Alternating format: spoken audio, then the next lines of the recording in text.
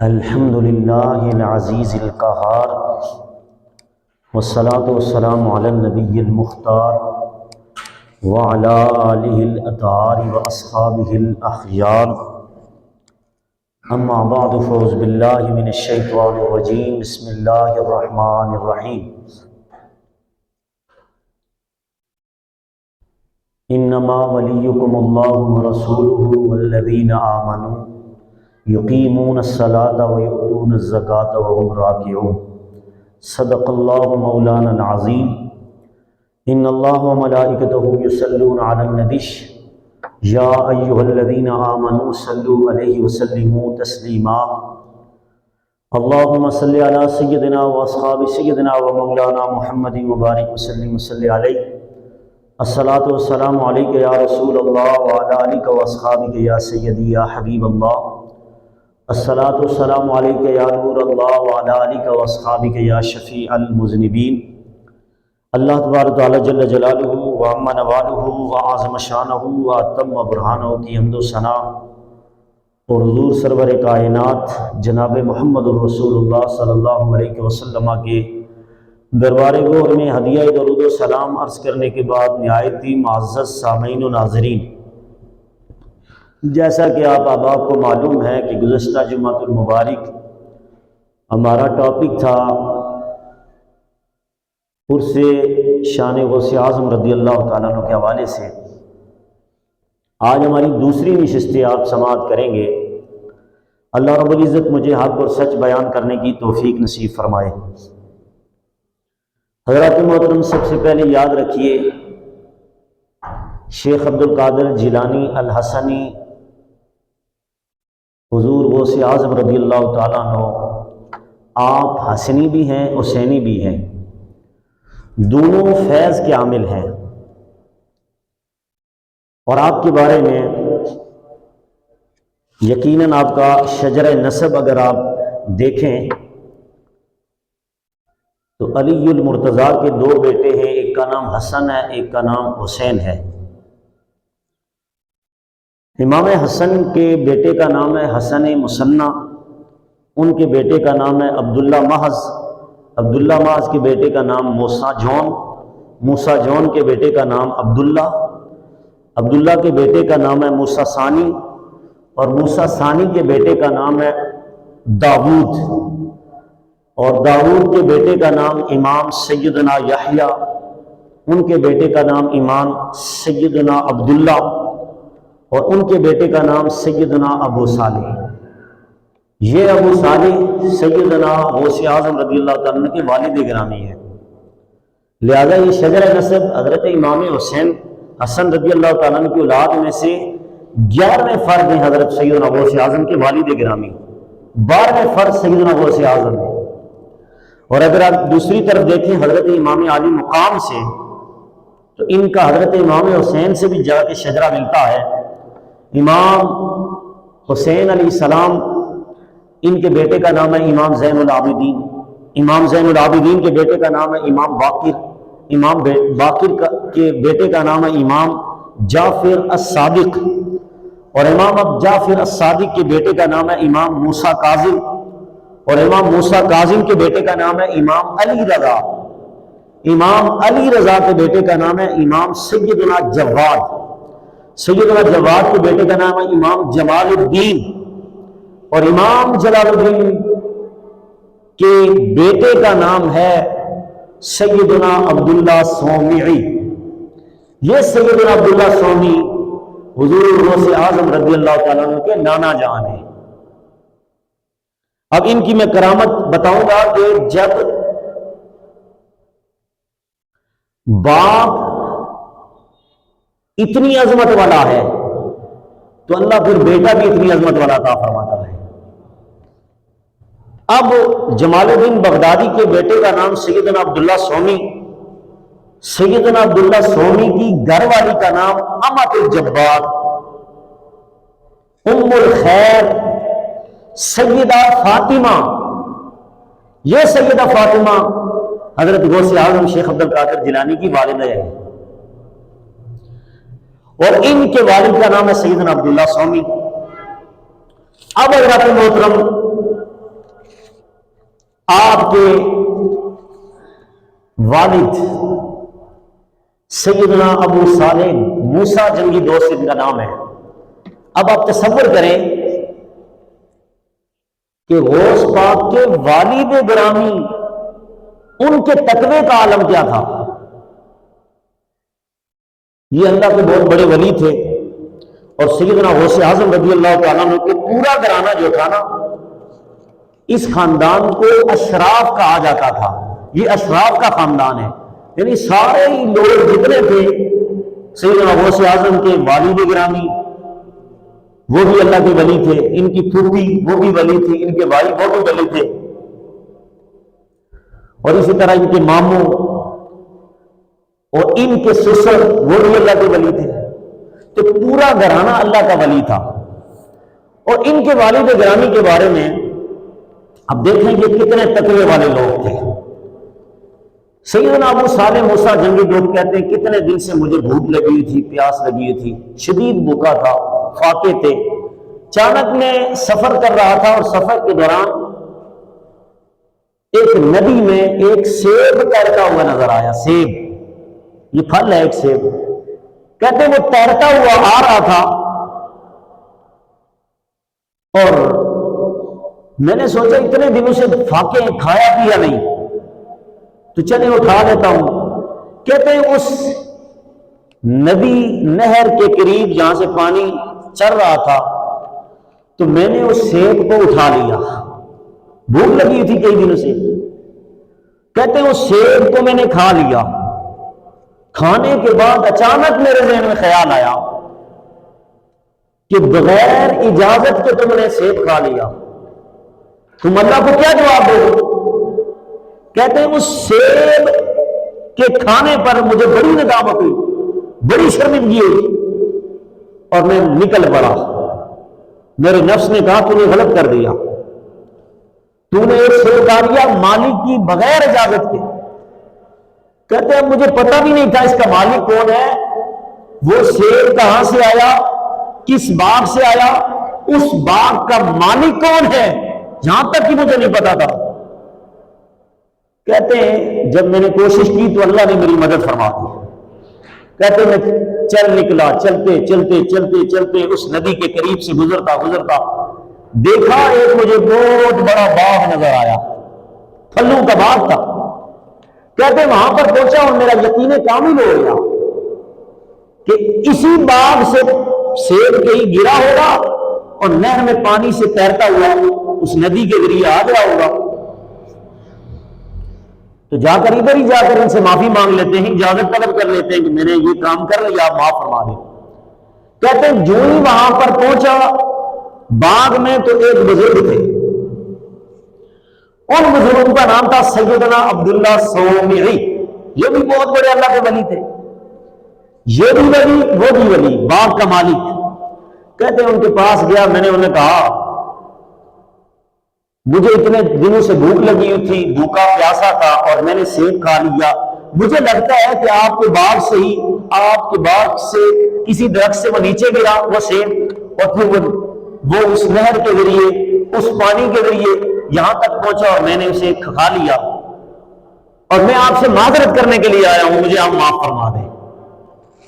وہ اللہ کے ولی تھے، آپ کو پتا ہے اللہ کے ولی اندر کے حالات سے واقف ہوتے ہیں۔ انہوں نے کہا یہ بندہ کوئی عام بندہ نہیں ہے، وہ جو مالک تھا نا باغ کا، انہوں نے کہا یہ عام بندہ نہیں ہے، ایک سیب کو بخشوانے کے لیے اتنے دور سے سفر کر کے میرے پاس آ گیا، اس کو جانے نہیں دوں گا۔ کہا ابو صالح موسیٰ جنگی دوست تمہیں معاف کر دیا جائے گا تمہیں۔ اور یہ لوگ اللہ سے ڈرنے والے ہوتے ہیں، ذرا ذرا سی بات پہ یہ کہتے ڈرتے ہیں اللہ سے کہ کہیں اللہ ناراض نہ ہو جائے۔ قرآن کہتا ہے نا سورہ رحمان کی آیت نمبر 56 ہے، وَلِمَنْ خَافَ مَقَامَ رَبِّهِ جَنَّتَانِ، جو اللہ سے ڈرتا ہے اللہ فرماتے ہیں میں اسے 2 جنتیں عطا فرما دیتا ہوں۔ کتنی جنتیں؟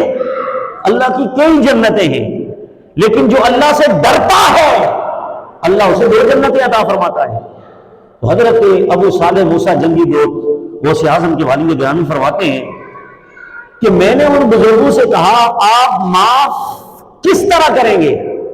کہا میری کچھ شرط ہے، ایک شرط پہ معاف کروں گا۔ کہا کیا شرط ہے بتائیے؟ کہا تم نے ایک لڑکی سے شادی کرنی ہوگی، ایک لڑکی سے، وہ لڑکی بھی میری لڑکی ہے، اس سے شادی کرنی ہوگی، اور وہ لڑکی پتہ ہے تمہیں وہ بڑے عیبوں والی لڑکی ہے، وہ گنگی بھی ہے، بہری بھی ہے، اندھی بھی ہے، لولی بھی ہے، لنگڑی بھی ہے، 5 عیب ہیں اس کے اندر۔ کتنے؟ اس سے تمہیں شادی کرنی ہوگی۔ اب تصور کریں اس طرح کی لڑکی کے ساتھ پوری زندگی کا فیصلہ کرنا کوئی آسان بات ہے؟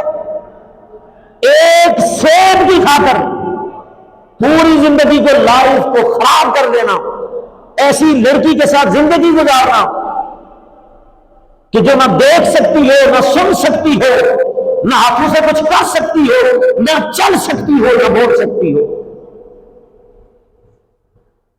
تو یاد رکھیں، سوچ کے بعد میں آیا، کہا جی آپ کی مجھے شرط قبول ہے، کیا آپ مجھے معاف کر دیں گے؟ کہا اس کے بعد ایک اور شرط ہے، اس پہ بھی عمل کرنا ہوگا۔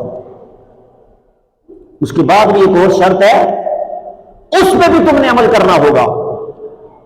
کہا جی پہلے والا کام کر لیتے ہیں، بعد میں بھی ہم دیکھ لیں گے، وہ بھی شرط پوری کر لیں گے۔ آخر میں نے رب کو راضی کرنا ہے۔ کس کو راضی کرنا ہے؟ ویسے بھی یہ لوگ جو ہے نا دنیا کی زندگی سے اتنا پیار نہیں کرتے جتنی آخری زندگی سے پیار کرتے ہیں۔ کہا یہ گزر ہی جائے گی، کہتے شرط قبول کر لی، شادی ہو گئی۔ شادی کے بعد یہ اپنے کمرے میں جاتے ہیں، سیدنا ابو صالح موسیٰ جنگی دو، سیدنا غوث اعظم رضی اللہ تعالیٰ عنہ کے والد گرامی، کہتے ہیں جو ہی جاتے ہیں تو ایک حسین و جمیل لڑکی بیٹھی ہوئی ہے،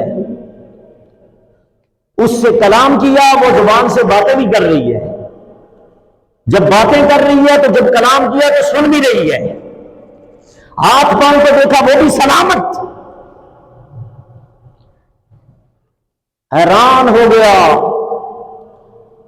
وہ لڑکی جو انہوں نے بتائی تھی وہ تو نہ بول سکتی ہے، نہ چل سکتی ہے، نہ سن سکتی ہے، نہ پکڑ سکتی ہے، وہ لنگڑی بھی ہے، وہ لولی بھی ہے، وہ اندھی بھی ہے، بہری بھی ہے، اس کے اندر تو سب کوئی عیب نہیں۔ کہتے ہیں میں واپس پلٹا وائے اور ساری رات اللہ کی بارگاہ میں توبہ کی، مولا میرے سے پھر خطا ہو گئی، شاید ایسی غیر محرم لڑکی سے ملاقات کر کے اور بڑا گناہ کر لیا۔ روتے رہے، صبح جب اٹھے اور اٹھ کر پھر وہ جو باغ کا مالک تھا جن کا نام سیدنا عبداللہ سومی تھا، کہا مجھ سے غلطی ہو گئی، آپ جو اس لڑکی کی نشانیاں بتا رہے ہیں اس میں تو ایک بھی شامل نہیں، وہ کوئی اور لڑکی آ گئی تھی۔ کہا بیٹا یاد رکھو، وہ جو لڑکی ہے اس کے جو میں نے 5 عیب بتائے تھے وہ تمہیں عیب لگ رہے ہیں۔ اس عیب سے مراد یہ ہے کہ میری بچی نے کبھی ساری زندگی کسی غیر محرم کو نہیں سنا، کسی غیر محرم کی آواز، کبھی گانا نہیں سنا، کبھی ناجائز نہیں سنا۔ وہ کانوں سے اس لیے وہ بہری ہے، زبان سے اس لیے گنگی ہے کہ وہ ساری زندگی اس نے غیر شرعی کلام نہ کیا، وہ آنکھوں سے اس طرح اندھی ہے، ساری زندگی اس میری بیٹی نے کبھی کسی غیر محرم کو پکا نہیں ہے، وہ ہاتھوں سے اور پاؤں سے لنگڑی لولی اس طرح ہے، ساری زندگی اس نے ہاتھ سے کوئی غیر شرعی کام نہیں کیا، اور ساری زندگی پاؤں سے چل کر وہ کسی گناہ کی طرف نہیں چل کر گئی۔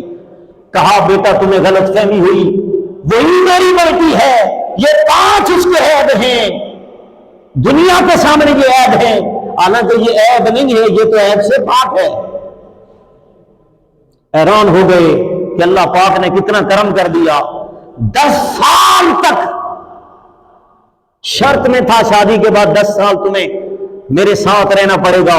سیدنا عبد القادر جیلانی کے والد گرامی کہتے ہیں میں نے شادی کی 10 سال تک میں نے اپنے سسر کی خدمت کی, باغ کا مالی بنا رہا, خدمت کرتا رہا. کیوں؟ صرف ایک سیب ہی تو کھا لیا تھا, بغیر اجازت کے ایک سیب ہی تو کھا لیا تھا. لیکن وہ حقوق العباد میں اللہ کے ولی اتنے عروج پر ہوا کرتے ہیں کہ جو حقوق العباد میں اتنا خیال رکھتے ہیں, اتنی پرہیز کرتے ہیں, وہ حقوق اللہ میں کتنا پرہیز کرنے والے ہوں گے, تقوی رکھنے والے ہوں گے. حضرات محترم, جب 10 سال گزر گئے تو 10 سال کے بعد پھر 2 سال اور کی شرط لگا دی گئی. کتنے سال؟ کہ 2 سال تمہیں اور رہنا پڑے گا. سیدنا غوث اعظم کے والد گرامی 12 سال تک ان کے گھر میں رہے. پھر جب ان دونوں کی شادی ہوئی, جو لڑکی تھی اس کا نام تھا ام الخیر امۃ الجبار سیدہ فاطمہ, جو حضرت امام حسن کی اولاد میں سے 12واں فرد ہے. اور غوث اعظم کے والد گرامی یہ 9واں فرد میں سے یہ شمار ہوتے ہیں, حسنی حسینی سید ہیں. تو اب حضرات محترم جب ان کی شادی ہوئی تو اللہ رب العزت نے انہیں یہ بیٹا عطا کیا. جب بیٹا عطا ہوا تو بیٹا کون تھا؟ تمام ولیوں کا سردار غوث اعظم رضی اللہ تعالیٰ. ابھی بیٹے کی ولادت ہونی تھی کہ ایک رات قبل سارے انبیاء کے ساتھ, امام الانبیاء بھی ہیں, سارے صحابہ کے ساتھ امام الانبیاء مولا کائنات بھی آئے.